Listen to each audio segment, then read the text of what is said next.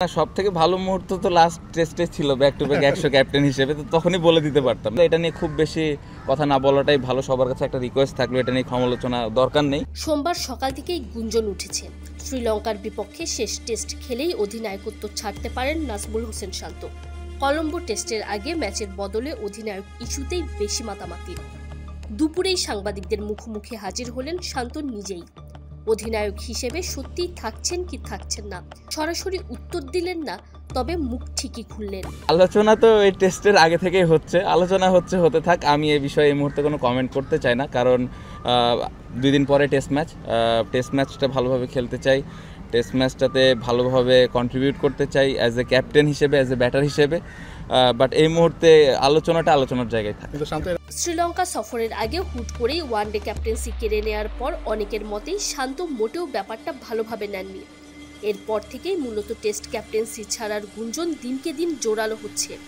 তবে এসব নিয়ে মাতামাতি না করে আপাতত কলম্বো টেস্টের দিকেই সবাইকে মনোযোগ দেওয়ার অনুরোধ জানালেন টাইগারদের টেস্ট অধিনায়ক। ভালো মুহূর্ত তো লাস্ট টেস্টে ছিল, ব্যাক টু ব্যাক 100 ক্যাপ্টেন হিসেবে, তো তখনই বলে দিতে পারতাম। না, এই মুহূর্তে এরকম কোনো কিছু প্ল্যান নেই। ভালো খেলে ছেড়ে দিতে হবে, যে মানুষকে দেখায়, তবে এরকমও না, আবার খারাপ খেললে করা যাবে না, এরকমও না। জিনিসটা হচ্ছে যেটা টিমের জন্য বেটার হবে এবং টিমের ভালো কিছু হবে, ওই জিনিসটাই করা হবে। বাট এই মুহূর্তে আসলে এটা নিয়ে খুব বেশি কথা না বলাটাই ভালো। সবার কাছে একটা রিকোয়েস্ট থাকলো, এটা নিয়ে খুব বেশি মাতামাতি বা সমালোচনা দরকার নেই, কারণ খুব ইম্পর্ট্যান্ট একটা টেস্ট ম্যাচ। আমি আশা করব সবাই এই টেস্ট ম্যাচটা আমরা কীভাবে ভালো খেলতে পারি এটা নিয়ে যেন চিন্তা করি।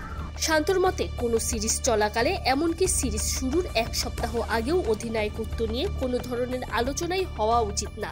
কিন্তু কেন? ডিফিকাল্ট, এটা আসলে এরকম হওয়া উচিত না। অনেস্টলি এই ধরনের আলোচনাই হওয়া উচিত না। ইভেন শুধু টেস্ট ম্যাচের সময় না, কোনো ফরম্যাটের সময় এটা হওয়া উচিত না।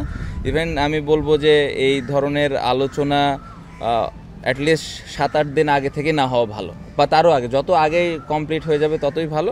বাট প্রফেশনাল ক্রিকেটার আমরা সবাই, যার জায়গা থেকে আসলে চেষ্টা করবে সবাই ওই জায়গাটাতে কীভাবে কন্ট্রিবিউট করতে পারে, রাদার দেন এই বাইরে কি আলোচনা হচ্ছে।